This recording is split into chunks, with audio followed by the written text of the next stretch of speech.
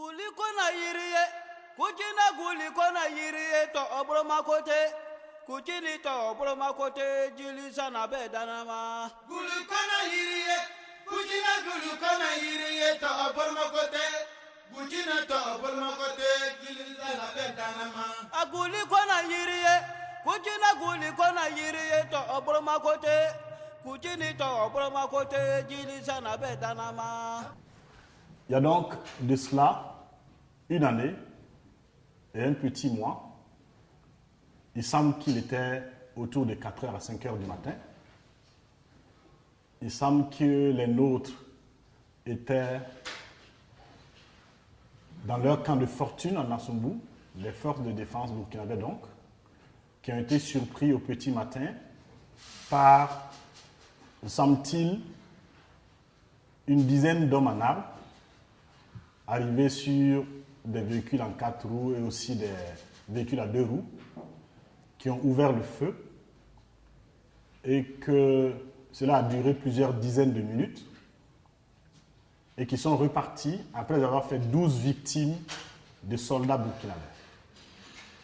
Et ils sont repartis avec probablement des armements de notre part, mais aussi un véhicule. Et ils ont retrouvé leur forêt de refuge vers le Mali. L'attaque de Nassumbu est inédite dans notre histoire militaire. C'est la première fois dans notre histoire militaire qu'un ennemi dont nous ne connaissons pas le visage exact frappe nos forces, fait une douzaine de morts et que plus d'une année après, nous ne savons pas exactement ce qui s'est passé. Les sources journalistiques, plusieurs sources, nous permettent d'en savoir davantage, mais aucune commission d'enquête n'a établi ce qui est arrivé. Aucune commission d'enquête n'a établi pourquoi les nôtres n'avaient pas de mirador, c'est-à-dire n'avaient pas une élévation pour voir venir. Aucune commission d'enquête n'a établi pourquoi semble-t-il, je dis semble-t-il, dans les échanges de feu, une arme se serait enrouillée de notre côté. Aucune commission d'enquête n'a établi pourquoi on avait un âge moyen des soldats aussi bas, des expériences aussi en deçà de ce qui serait requis vis-à-vis de la situation. D'avril 2015 au jour d'aujourd'hui, notre pays a été frappé plus d'une centaine de fois. Nous avons les événements mémorables parce que ça s'est passé sur une emblématique avenue de Capuchino et de Aziz, mais nous avons été frappés plus d'une centaine de fois. La moitié de ces frappes a été portée contre nos forces de défense et de sécurité. Ces frappes ont fait des victimes civiles, militaires, policières, de gendarmes et de douaniers, de plus de 160 personnes. Quand un adversaire vous frappe et porte ses coups prioritairement contre ceux qui sont censés vous défendre, il a un projet plus important après. L'étude établit que nous sommes en guerre, qui est une chose évidente, que nous sommes en guerre, que le Burkina est engagé dans une guerre, y compris avec des troupes internationales sur son sol. L'étude documente une sorte de désorganisation, de mobilisation très faible, d'impréparation, de dispersion des forces qui devraient être celles de la résistance, celles de l'offensive, pour libérer la patrie. L'étude veut donner 2 messages. Le premier, c'est ce paradoxe d'une situation de guerre inédite qui contraste avec une impréparation des acteurs stratégiques qui doivent apporter une réponse, chacun en ce qui le concerne, pour faire face aux défis. Et deuxième objectif, c'est d'indiquer comment chacun en ce qui le concerne, nous avons des choses à faire pour reconquérir les espaces perdus de la République dans notre pays. Parce que nous avons le sentiment que ce qui a longtemps été le cas dans la tête de nos gouvernements, mais aussi dans la tête de la plupart d'entre nous, que la partie désertique du pays, c'est le vide, il n'y a rien à faire avec. Que le Sahel, il n'y a aucun enjeu, il y a de la poussière, il y a du soleil, il y a du sable. Et que cette ignorance totale sur la plateforme commerciale que constitue le Sahel, qui génère des centaines de millions de dollars chaque année, cet enjeu stratégique des ressources qui y sont, a fini par consacrer la situation actuelle où nous avons des mines antipersonnelles qui sont en train d'être posées dans le nord du pays. Et une mine antipersonnelle, sa durée de vie n'est pas de quelques semaines ou de quelques jours. Ça peut durer plus d'une décennie.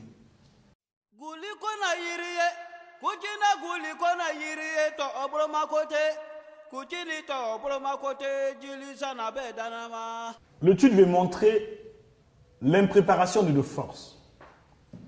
Autorisez que je les cite une à une.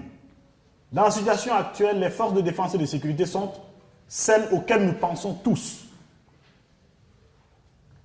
Elles font face à une situation qu'elles ne connaissent pas parce qu'elles n'y étaient pas préparées. Notre armée, pendant longtemps, sa mission était autre. Notre armée est restée pendant de longues années tournée sur elle-même, à regarder son nombril, à peut-être s'ennuyer à l'intérieur des villes où elle n'avait pas fondamentalement beaucoup de choses à faire. Le constat sur le caractère antidémocratique et inefficace de la géographie des armées est répété depuis des années par l'Institut Free Afrique. Notre armée, de ce que la population sait d'elle, ce n'est pas toujours des fleurs que la population souhaiterait lui adresser. Quand je dis notre armée, je parle de la police, de la gendarmerie, de l'ensemble des hommes en tenue, comme on le dirait couramment. Les forces de défense et de sécurité. Notre armée connaît une crise de commandement sur laquelle l'Institut Free Afrique a beaucoup parlé, alimentée en partie par la corruption d'une partie des élites militaires. Et notre armée a des problèmes d'équipement, de formation, de motivation. Les troupes qui combattent au nord ont des primes journalières qui sont inférieures à 5 000 francs CFA. Notre armée comporte encore des soldats hors du territoire qui ne sont pas articulés à une stratégie de défense nationale. Et notre armée nous indique que la procédure d'achat des armes est très compliquée. Et notre armée n'a pas la gouvernance qu'il lui faudrait. J'en veux pour preuve deux choses. La première, c'est la répétition de l'attaque de Cappuccino à 200 mètres de cela, une année et demie après, à Aziz, au café Istanbul Aziz, et que les problèmes qu'on avait rencontrés durant l'attaque de Cappuccino se répètent. Il faut au passage saluer la bonne réactivité de nos forces dans ce deuxième attentat. Mais la question des lunettes de vue, la question des boucliers balistiques s'est posée encore. Et donc l'équipement. Et c'est dans le débat public que le commandant de notre commando qui a pu faire face aux terroristes a expliqué devant le chef de l'État, et c'est dans la presse,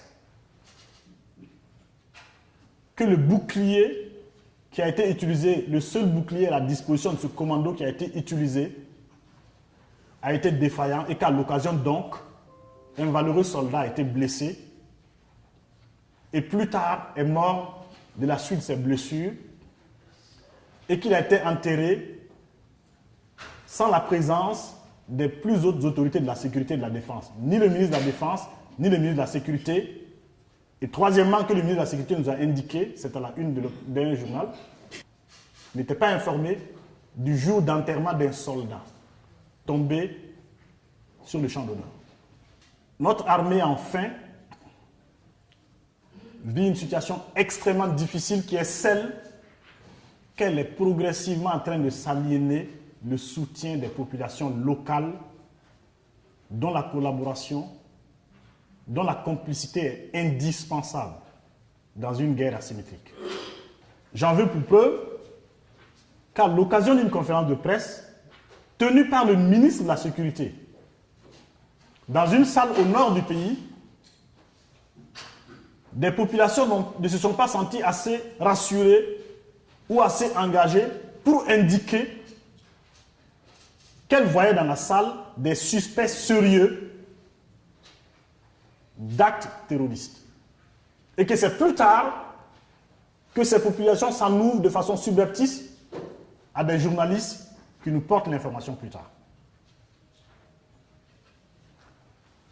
Nous avons beaucoup parlé à l'Institut Free Afrique de l'état d'impréparation de nos forces de défense et de sécurité. Je vais m'en arrêter à là. L'étude documente plus que cela la situation de cet acteur.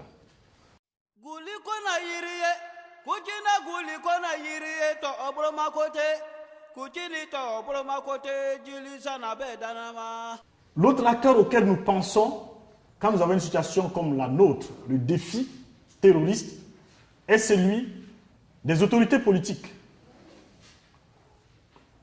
Il faut bien choisir les mots. Nous croyons qu'il y a une sorte d'insouciance sur la question. Qu'il y a peut-être une forme d'inconscience du niveau de gravité de la situation. En tout état de cause, que nous pouvons convenir que nos autorités politiques, les plus hautes autorités, ne sont pas pour le moment à la hauteur de la situation. J'en veux simplement pour preuve la vidéo de l'année passée du ministre de la Sécurité, qui me semble être un élément de diagnostic de la gouvernance sécuritaire dans notre pays.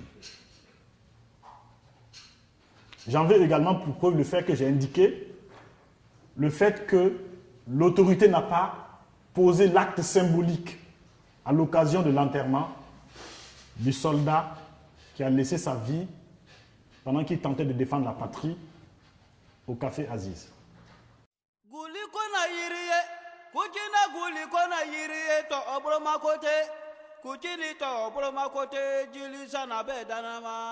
Le troisième acteur que nous voulons convoquer pour examiner ici, ce sont les opérateurs économiques. Les opérateurs économiques, le secteur privé est victime lourdement de ces attentats.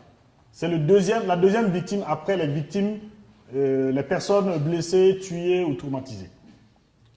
Parce que des pans entiers de ce secteur privé sont pris dans un étau d'un resserrement de leurs demandes.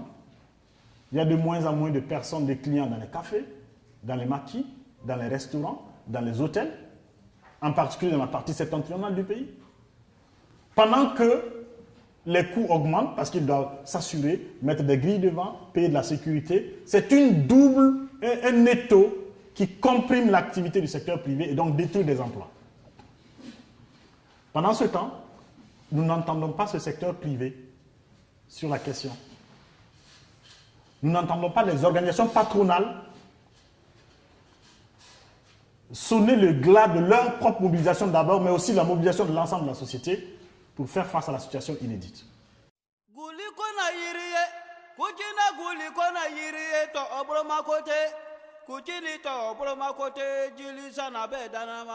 Un autre acteur stratégique est trouvé dans les administrations publiques. Je ne vais pas m'étaler là-dessus.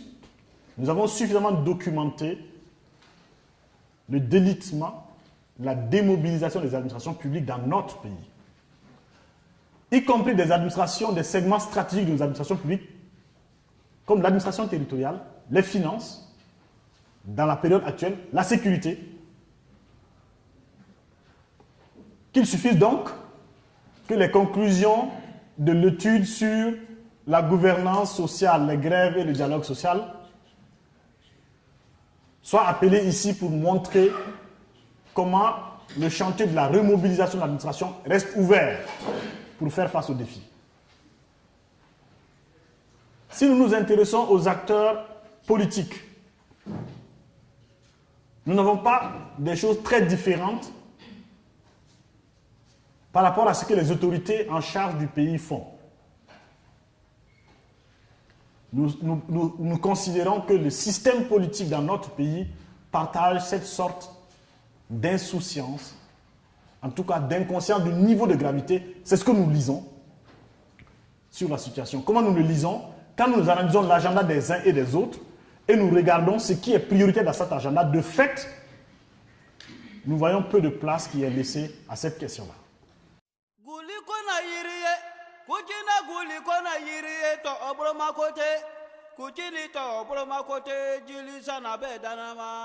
Quand nous examinons la situation des organisations de la société civile, nous voyons des organisations distraites dans un éparpillement d'agendas secondaires et qui n'arrivent pas à se coaliser sur l'agenda primordial de la défense de la patrie. L'étude examine également la situation du monde syndical et considère que là également, il n'y a pas les réponses requises vis-à-vis de la situation. Comment se fait-il que les travailleurs de la fonction publique ne puissent pas exercer leur métier d'enseignant au Nord, leur métier d'infirmier, de médecin, et ainsi de suite, et que le mouvement syndical n'en fasse pas une priorité fondamentale? Il en parle, il n'en parle pas suffisamment.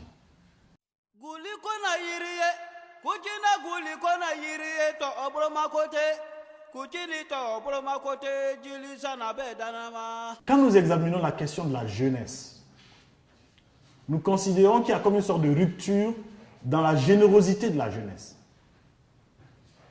Le professeur Kizerbo explique dans une conférence qu'un jour, il était à son bureau dans les années 70 et un jeune qui est allé le voir pour lui demander comment on peut faire à partir de la Haute-Volta pour arriver en Angola parce qu'il va aller se battre aux côtés des nationalistes angolais. Comment on a pu avoir cette jeunesse et nous sommes dans la situation actuelle d'un pays qui est menacé, d'une jeunesse qui peut prendre conscience qu'on peut lui léguer moins que les 274 000 mètres carrés qui constituent le territoire. Et donc, cette jeunesse ne fait pas son rôle de grande générosité vis-à-vis de la patrie et ne met pas suffisamment de pression sur les acteurs pour obtenir cela.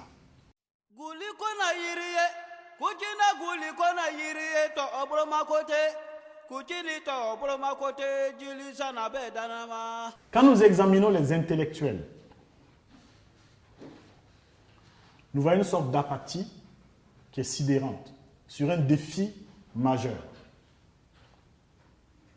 Quand nous regardons la diaspora, elle donne de la voix, mais elle n'arrive pas toujours à faire émerger cette problématique centrale dans ses réseaux, dans sa visibilité, dans son agenda, dans ses préoccupations.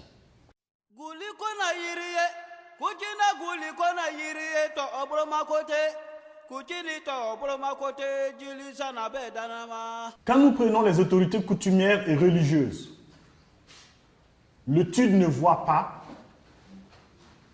une rupture dans leur discours pour souligner le moment inédit et la gravité de la situation. En somme, l'étude montre que les acteurs stratégiques de la société burkinabé, forces de défense et de sécurité, État gouvernant, administration publique, société civile, syndicats, autorités coutumières et religieuses, opérateurs économiques, intellectuels, diaspora, les femmes, l'ensemble de la société est en deçà du défi. C'est ce paradoxe qui est frappant d'une société dans laquelle une situation extrêmement grave rencontre une non-mobilisation, une mobilisation insuffisante, voire une inconscience de certains acteurs sur le défi. À l'analyse, l'étude montre que ce qui est en cause, ce n'est pas la gravité du défi.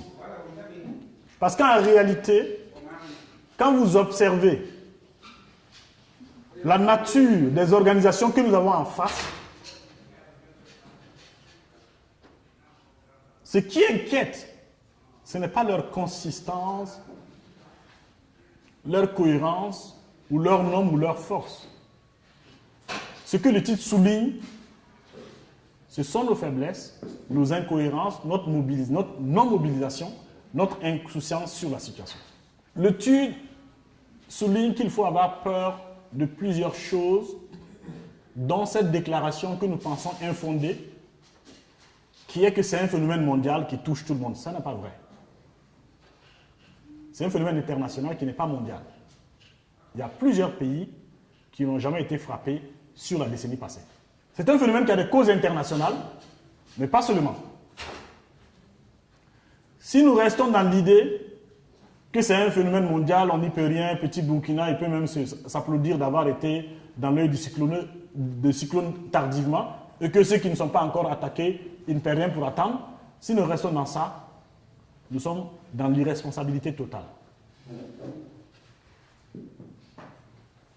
L'étude souligne que c'est davantage notre faiblesse que la force de l'adversaire qui explique la situation. L'étude évoque un problème majeur, celui de l'ignorance sur la question qui alimente la fragilité de notre position. Nous ne savons pas qui sont ceux qui financent le terrorisme. Nous ne savons pas le nombre d'attentats qu'il y a dans notre pays. Nous ne savons pas l'état de nos troupes. Nous ne savons pas suffisamment la gravité de la corruption dans les élites militaires. Nous ne comprenons pas la part des choses entre l'instrumentalisation religieuse et la propagande terroriste. Nous sommes installés dans une fragilisation nationale qui se nourrit de nos ignorances.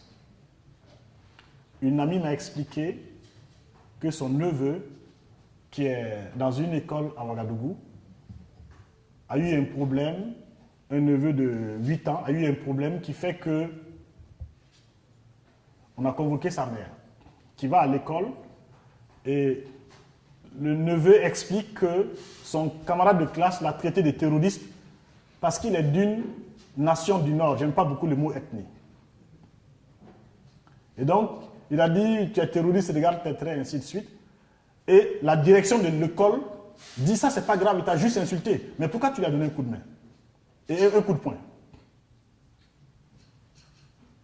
Cette stigmatisation est au cœur, cette ignorance de qui nous sommes est au cœur de nos problèmes et alimente nos problèmes. Il faut que nous sortions de la situation d'indolence actuelle.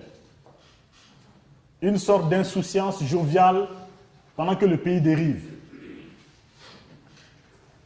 Il faut que nous sortions des postures qu'on peut caractériser par cette hypothèse de autrui démiurge de nos malheurs. C'est-à-dire l'idée que, finalement, on va dire, non, c'est très simple, la question du terrorisme, c'est la France qui est ici, qui est en train de manipuler, qui fait tout, c'est ça qui explique la situation. Pourquoi ils ne manipulent pas dans les autres pays où il n'y a pas de terrorisme?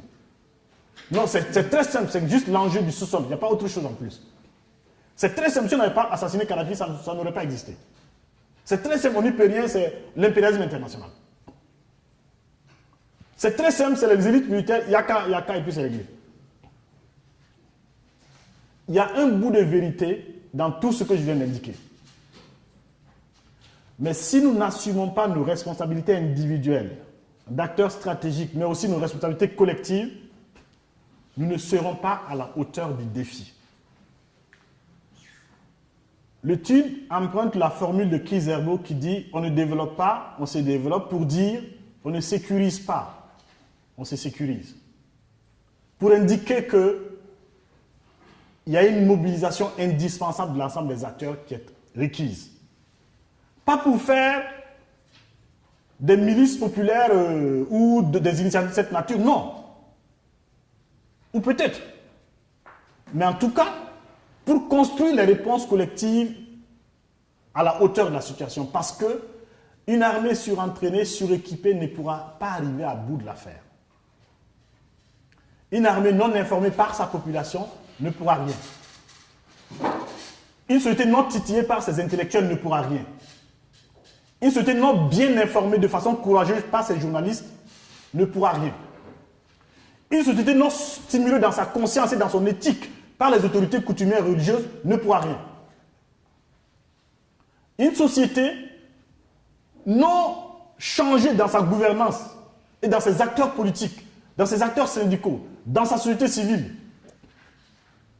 dans sa jeunesse, qui doit mettre la pression indispensable, ne pourra pas arriver à bout de la situation.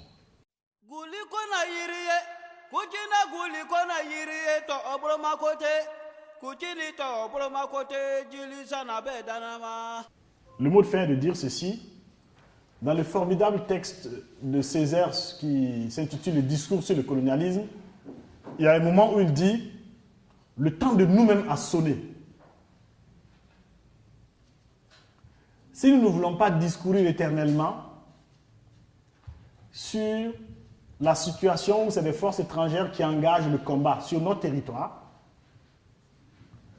si nous ne voulons pas discourir éternellement sur la progression du tapis des mines antipersonnelles dans le nord du pays, si nous ne voulons pas avoir à constater la montagne des dégâts économiques causés par l'insécurité, il nous faut comprendre que le temps de nous-mêmes a sonné et c'est aussi le temps de nous tous.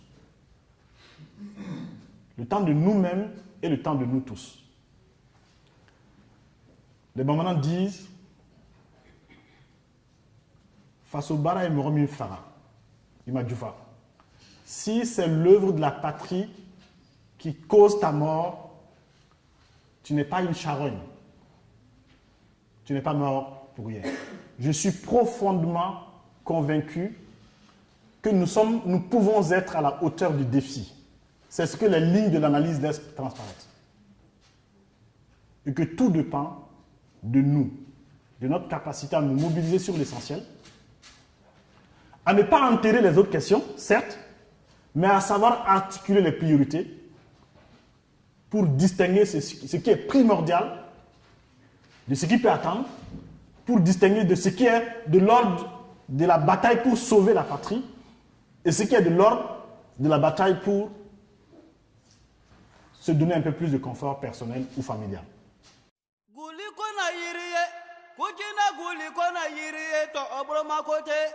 Kuchini to broma kote jili sana be danama. Gulu kona yiriye, kuchina gulu kona yiriye to broma kote, kuchina to broma kote jili sana be danama. Aguli kona yiriye, kuchina guli kona yiriye to broma kote, kuchini to broma kote jili sana be danama.